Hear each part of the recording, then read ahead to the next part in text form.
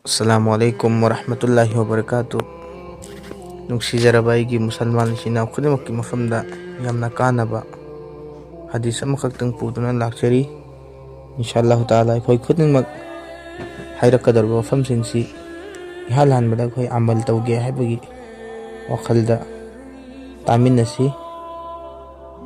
adoiba taragadi khoi Allah taala na kanaba si phanghanbigani khoi khudimakta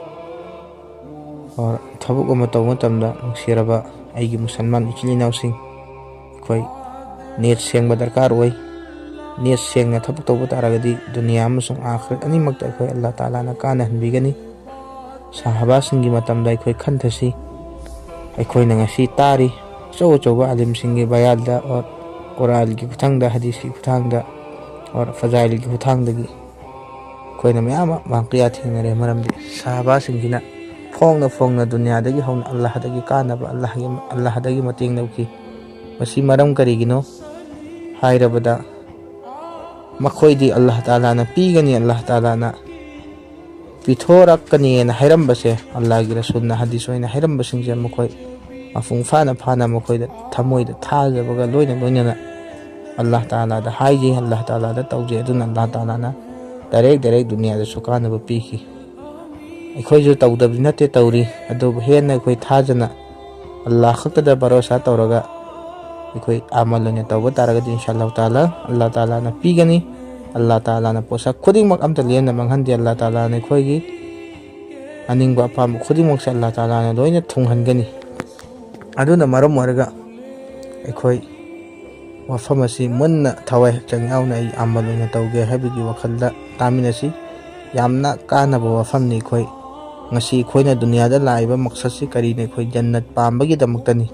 और जन्नत करम मोंग फंगनी है मतंग इराई इराई अल्लाह ताला ने अखोई जन्नत पीरी मदुदी हयें अल्लाह ताला ना जन्नत की थोंग निपाल ले हाइरिबा थोंग निपाल से असिगी मनुंग दा अपाम थोंग अमदे खोई चंगहनबीगनी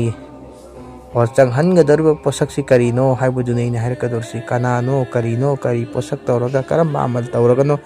एंग अल्लाह ताला ना जन्नत की थोंग निपान असिगी मनुंगदगी अपाम अमदा चंगहनगदोरसि हाइबुदुने हाइरकदोरसि हदीसनी हजरत उमर बिन खत्ताब रज़ियल्लाहु ताला अन्हु हाय अल्लाह की रसूल सल्लल्लाहु अलैहि वसल्लम ना हिबिरमी कनागुम्मा मिसक अमना अल्लाह अमसुंग क़यामत की नुमितपु थाजबगा लोइना नखोइ सिरकलबदी हयें अल्लाह ताला ना महांगोंदा जन्नत की थोंग निपान अदुगी मनुंगदगी अपाम थोंग अमदा चंगजरो न हाइना हाइगनी कामराबा मियोइसिंग अल्लाह अमसुंग क़यामत की नुमितपु थाजबगा लोइना सिरकलबा अदोइबा तारगदी महांगोंदा अल्लाह ताला ना जन्नत की थोंग निपान की मनुंगदगी चंगनिंगबा अपाम थोंग अमदा चंगजरो हाइना चंगबगी अयाबदु पीगनी सिनी अल्लाह ताला ना हदीस असिना हाइरिसि येंगो नुसिरबा इसिलिनाउसिंग कया मियामना कानख्रबनो हाइबदु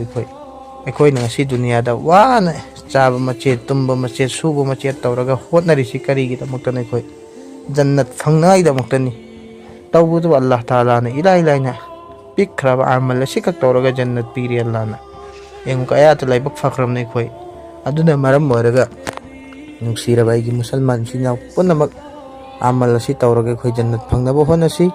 अल्लाह ताला ने अखोइ खुदिमक हयेंग जन्नत की थोंग निपान की मनुंगदगी अपाम थोंग अमदा चंगजरो हाइबा बंदासिंग अदु मदुगी मनुंगदा चंगहनबि